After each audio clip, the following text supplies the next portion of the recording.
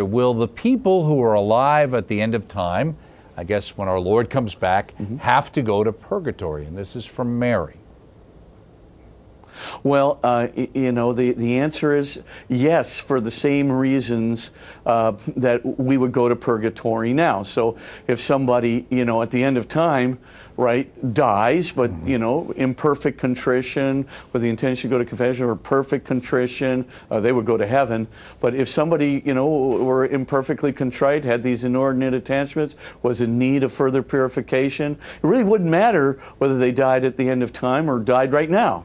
They would be going to purgatory so that God's grace would, could help them to the point where they could use their freedom to choose perfection in love and to give up the inordinate attachments which block that love, the ego attachments that block that love, so that they could enter into the full joy of the kingdom.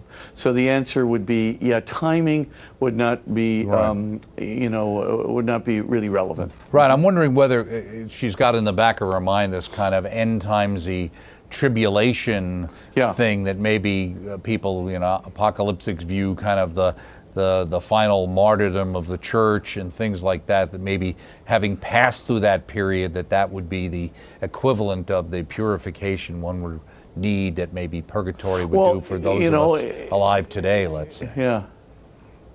Yeah, I mean, it's certainly a possibility that the church doesn't rule out, but there's no doctrine really from the church on it that says that would count as a kind of final purification if you were in need of purification.